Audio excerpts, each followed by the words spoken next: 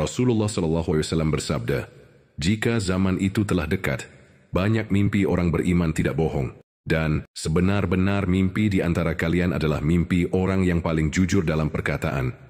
Dan mimpi seorang muslim adalah satu dari 46 bagian kenabian." Bagi kalian yang memiliki mimpi terkait perjuangan atau kemaslahatan umat, silahkan hubungi nomor yang tertera. Terima kasih. Pada Jumat, tanggal 4 April 2025, saya bermimpi sedang melakukan perjalanan menuju sebuah tempat yang disebut Uzlah. Di tengah perjalanan, saya melewati sebuah pemukiman yang ramai dan melihat banyak tanaman tumbuh. Lalu ada seseorang yang berkata kepada saya, "Inilah tempat Uzlah."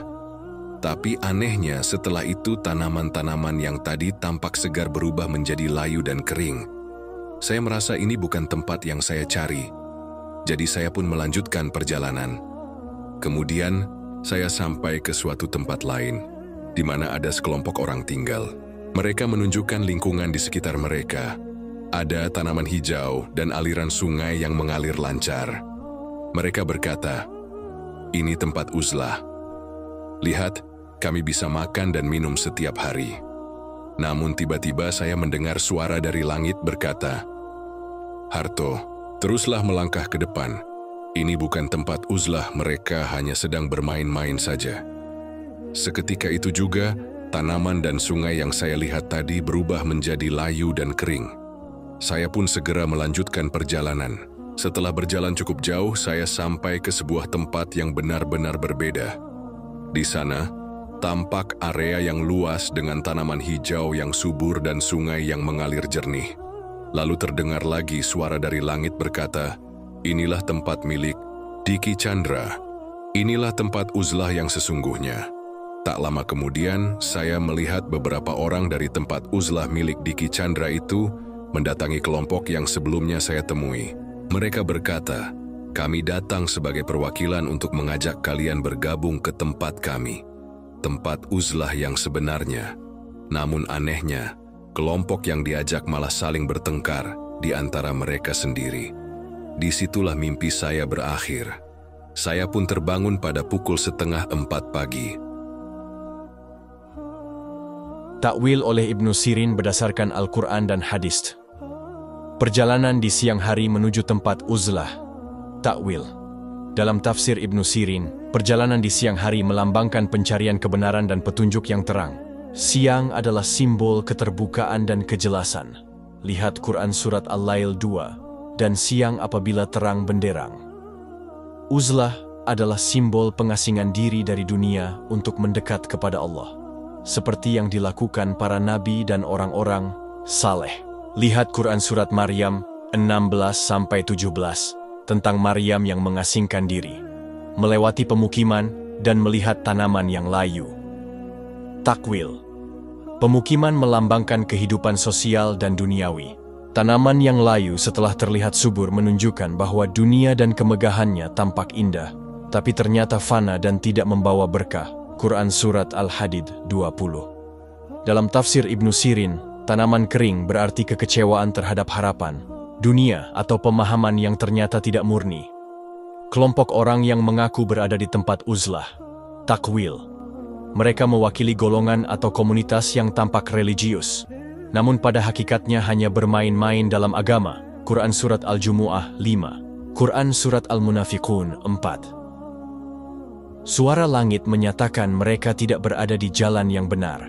Ini mengingatkan pada Quran Surat Al-Baqarah 2, bahwa petunjuk yang benar hanya bagi orang bertakwa, bukan sekadar yang mengklaim. Tanaman mereka menjadi kering, sungai berhenti mengalir. Takwil. Ini adalah tanda bahwa amal mereka tidak berbuah, karena tidak dilandasi keikhlasan atau petunjuk Allah. Lihat Quran Surat Ibrahim 18. Amal seperti debu yang ditiup angin. Sungai kering adalah kehilangan sumber kehidupan spiritual. Tempat Uzlah milik Diki Chandra yang hijau dan subur. Takwil. Ini bisa ditakwilkan sebagai tempat kumpulan orang yang benar-benar dalam jalan Allah, berada di bawah bimbingan ilahi. Nama Diki Chandra bisa merujuk pada seseorang yang mendapat amanah atau peran khusus dalam perjalanan spiritual ini. hijau dan sungai jernih adalah simbol surga atau tempat yang diberkahi. Quran Surat Al-Insan 6, Quran Surat Muhammad 15. Perwakilan mengajak kelompok lama, tapi mereka malah bertengkar. Takwil. Ada upaya dakwah atau ajakan menuju kebenaran. Tapi mereka menolak karena hatinya masih tertutup, dipenuhi ego dan pertengkaran internal. Quran Surat Al-Hujurat 9-10, Quran Surat Al-Anfal 46 tentang larangan berselisih. Mimpi berhenti di situ adalah pertanda bahwa kebenaran sudah tampak, namun masih banyak yang memilih untuk tetap dalam keraguan dan konflik. Kesimpulan takwil mimpi. Mimpi ini adalah isyarat kuat dari Allah bahwa Anda sedang dalam perjalanan mencari kebenaran sejati dan akan melewati berbagai ujian, melihat yang palsu, mengenali yang hakiki. Kelompok yang benar-benar di jalan uzlah akan tampak dari keberkahannya, bukan dari penampilannya. Nama Diki Chandra muncul sebagai simbol atau sosok pembawa kebenaran, dan Anda diarahkan untuk bergabung dengan kelompok yang benar ini, bukan yang hanya bermain-main dengan agama. Resume. Ini adalah tanda petunjuk ilahiyah bahwa pemimpi sedang diarahkan Allah kepada pemimpin ruhani yang benar.